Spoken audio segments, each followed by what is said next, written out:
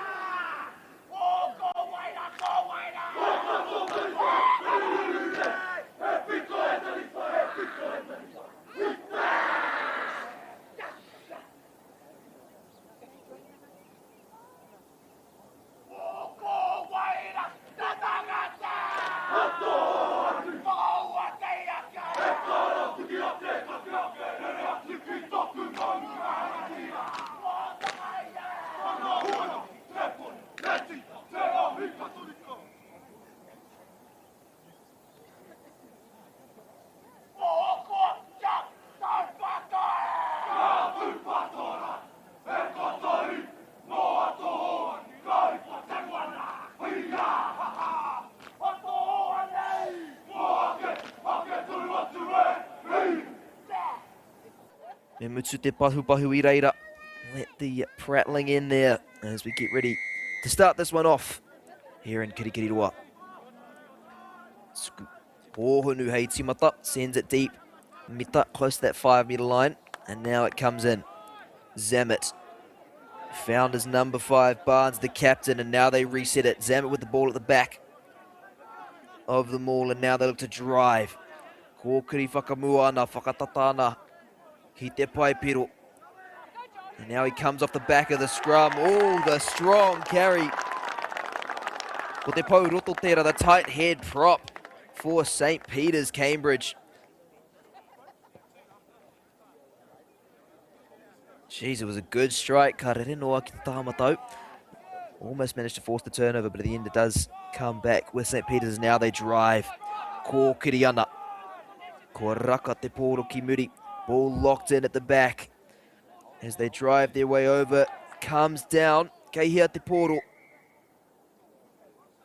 Kaiwa wao, ka paku hui. Ki tōna kai āwhina. Have a quick chat with his assistants. Carry from Mutiru Leilua. Little short ball now on his left-hand shoulder. Hoki anō ki tēnei tahata back on the near side. Now through the hands. Te whanarewa. Te rehi mo te pōro. Did he control it? Did he get it down? He seems to think he did. E hata te kai āwhina e ki nei. What does the assistant say here? He piro. Ollie Penfold, that one just out to the left-hand side. Mai te taparua. Offside call from the sideline. Everything good for the Kaiwa was now St John's. Low driven kick. Nobody home for St Peter's. He's just lost it. Now St John's. What an offload. Kei reira tonu wa hato hone. Oh, and just a wild pass back on the inside, but he had the advantage. Whakawhitiana ki Whanganui Ross. Kawe kaha ana engari I reira te rutsu. Nā te nama whitu. There was a bit of a size difference, but nobody told the open side flanker, Jacob van Stalen. He lined him up, and geez, did he put a good shot on him. And the kick goes up. Karere ki te taha. E hiake nei ngā kawe nā taua tangata I te haurua tuatahi. Countless carries from him in the first half, almost intercepted by St John's. Ka hoki anō mō te huanga kei Whanganui rā. Will come back for the advantage in the centre. Nice and simple here for the fullback from right out in front. And he does nail it. Way line as the kick goes up and deep for St John's. It's a towering kick, well taken by De Oliveira. Me te piro hoki te whiu kia hato hone.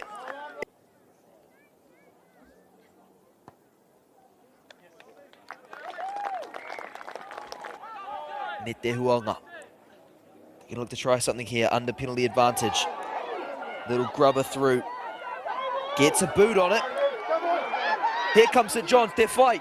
Leilua. Miller. Can't control it. Leilua Kalsunai. E toru ngā mita noa ki te Paitarai. Just 3 metres out from the try line. It was in a game of football there for a second. It was grubber on grubber. I te mutunga iho ka tau ki taho hato petara engari tata tonu ki tō rāta ake raina. At the end, it comes out on the side of St Peter's, but close to their own line. Is now Miller. Sees a gap and off he goes. Miller. Kei reiro o na hoa ki tōna pukahiwi maui. He has friends on his left-hand shoulder. Gets the ball away. Here reihi. Ki taha tawahi rā. Te maka ki roto anō. The pass on the inside. Head side going straight to ground for St Peter's. O reira ka hoki anō ki te taha nei. Ball comes down for St John's. Backwards out of the hands, the call of the Kaiwa Wall. Ko tāheitia nōtia, e Miller, he rehi, ki te raina. Ko te āhua nei, mana hoki e tō te tarai tuatahi o te haurua tuarua nei, kia hato hone.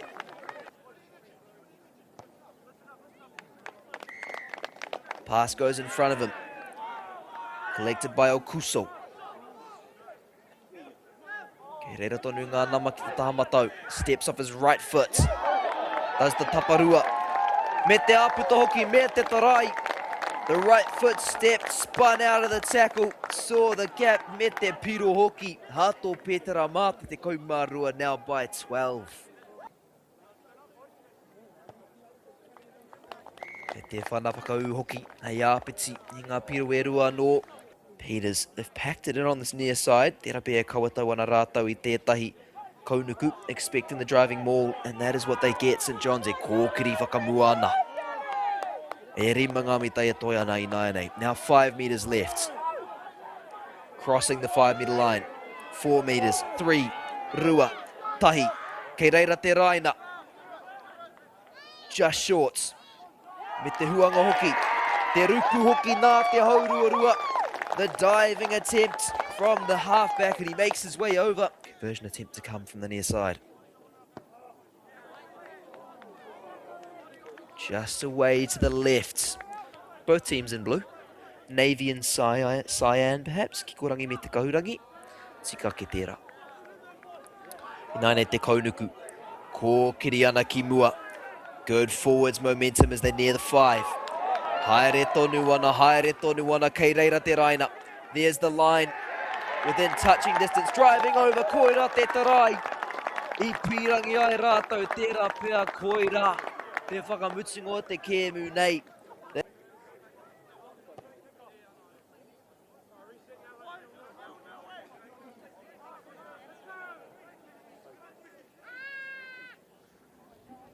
And now Hatohone with the tap and go. Oh, so close, just centimetres left. Katsuku ki te taha matau, ki te kokona hoki. I reira te tarai, kaurea no tēnei kēmu kia mutu.